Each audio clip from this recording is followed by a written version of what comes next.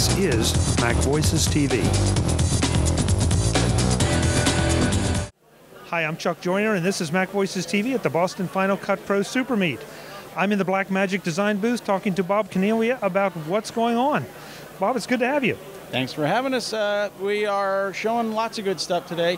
One of the things we're going to show in the big theater in a minute is DaVinci Resolve 8.1. It's a new release that shows interoperability with Final Cut, Final Cut 10, Final Cut 7, and Avid round-trip workflow.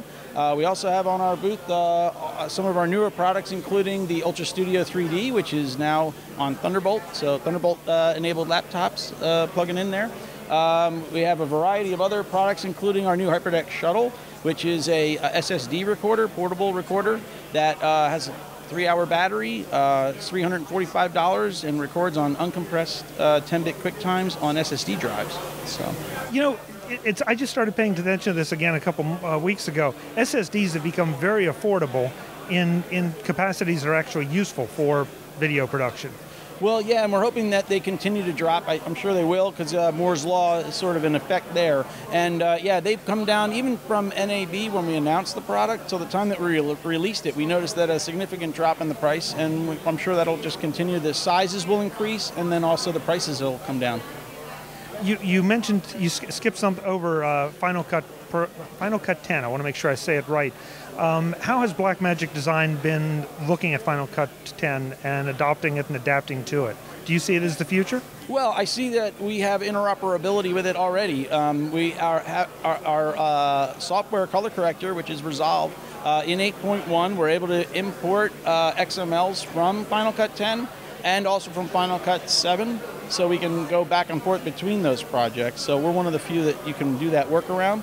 So yeah, we're fully up to speed with what Final Cut 10 is doing, and I'm sure what 11 or whatever the future is.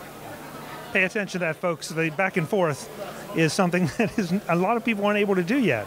No, and that's one of the things. The other day, someone, our presenter today, he's a freelance colorist, and he said he discovered it on a tweet by somebody that he brought in a project from 10 and was able to send it back to 7, and then brought one in from 7, sent it over to 10 through Resolve. So the software is there to as a utility too.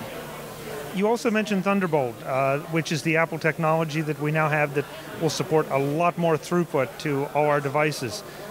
That is something else that hardware's kind of been slow to get to the market, but you all are there already. Yeah, we're absolutely the first ones with a video I/O device. I was going to say video card, which it is, but it's not because it's an outboard device. But yeah, we were able to get that out. We actually had a working one at NAB right away.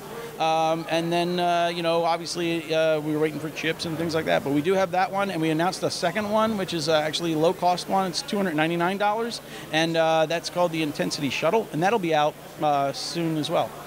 Great. For the folks that want to know more about everything we talked about, where do they go? They go to blackmagic-design.com. Great. Bob, thanks so much for taking the time. Thank you. Folks, this is the Boston Final Cut Pro SuperMeet. I'm Chuck Joyner, and this is MacVoices TV. Thanks for watching.